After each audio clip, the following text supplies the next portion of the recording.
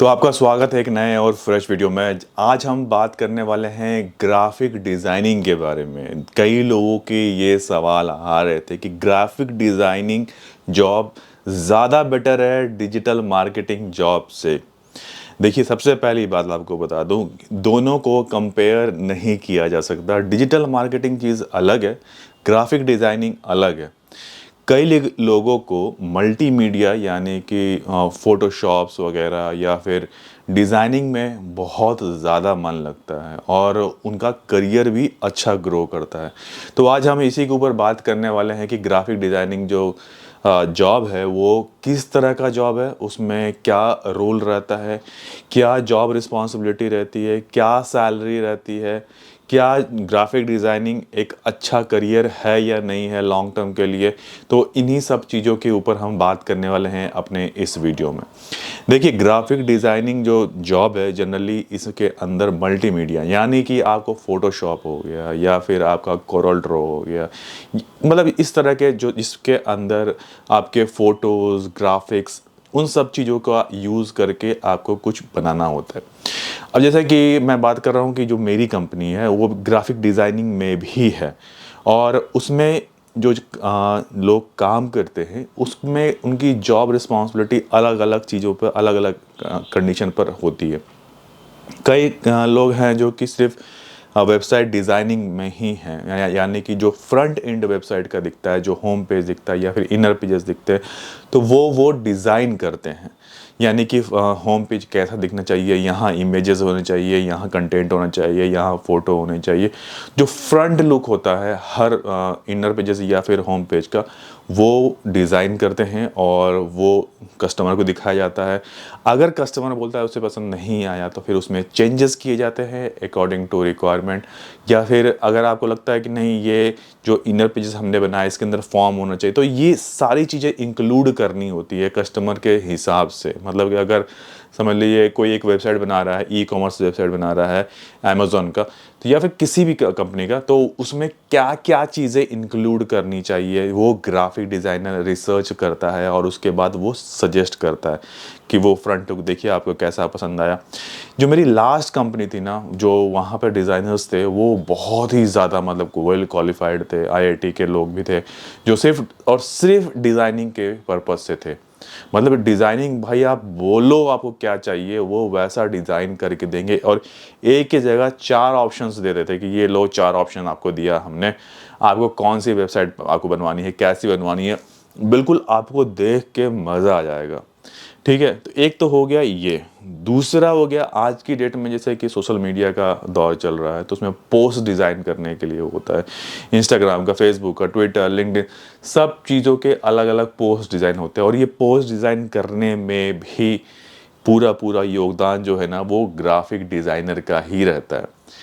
ठीक है, अब बात करते हैं क्या इसके अंदर टेंशन है या नहीं है। भाई टेंशन, आप कोई सा भी जॉब ले लो, आप सेल्स ले लो, डिजिटल मार्केटिंग लो, टेंशन तो वहाँ पर इंक्लूडेड बाय डिफ़ॉल्ट ही रहता है।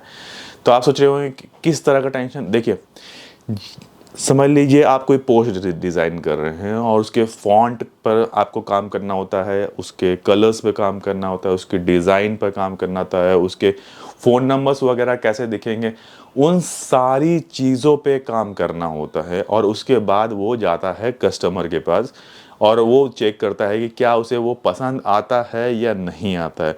कभी कभी वो बिल्कुल सिरे से बिल्कुल खारिज कर देता है कि नहीं, ये पोस्ट मेरे को समझ में नहीं आया, आप रीवर्क करो।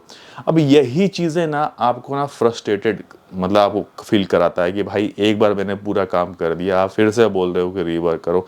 तो ये लगातार चीज़ें ना चलती रहती है। अगर आप सोच रहे हो कि इतना आसान है, इतना आसान कुछ भी नहीं होता।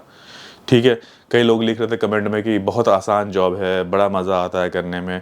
ये तब तक है जब आप लोअर लेवल पर काम करो। जैसे जैसे आप हायर लेवल पर जाने लगोगे, आपकी क्वालिटी ऑफ वर्क ना आपको इम्प्रूव करना पड़ता है। आपको ढेर सारा रिसर्च करना पड़ता है कि भाई क्या चल रहा है मार्केट में, किस तरह के ग्राफिक्स ना आज की डेट में ट्रेंड कर रहा है, जो नए नए सॉफ्टवेयर्स आ रहे हैं उस पर काम करना है, सारी चीज़ें ना आपको सीखनी पड़ती है और बहुत जल्दी जल्दी काम करना पड़ता है, क्योंकि लगातार जो वर्क है ना वो बढ़ता रहता है। हर दिन आपको काम करके सामने वाले को देना होता है, वो जाता है अप्रूवल के लिए, फिर वो आता है।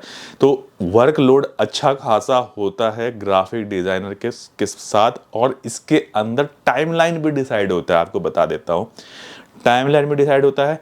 इसके साथ साथ आपको सॉफ्टवेयर इंजीनियर के साथ भी मिलकर ग्राफिक डिज़ाइनर को काम करना पड़ता है। वो जिस हिसाब से जो इमेजेस बोलेगा, इस साइज़ में इमेज काट के हमें दो, तो वो उसे देना पड़ता है।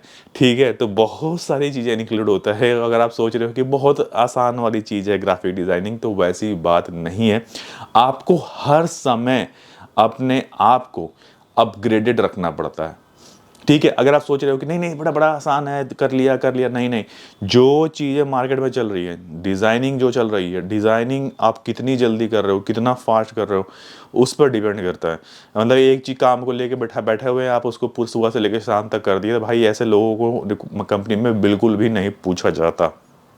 ठीक है, अब बात करते हैं सैलरी के बारे में। देखिए, इसकी जो सैलरी है, ये सैलरी अच्छी आती है फ्रॉम द फर्स्ट लेवल। अगर आप 18-20 हज़ार से इनकी ग्राफिक डिज़ाइनर की जो सैलरी स्टार्ट हो जाती है, उससे कम की नहीं होती, उससे ऊपर ही होती है।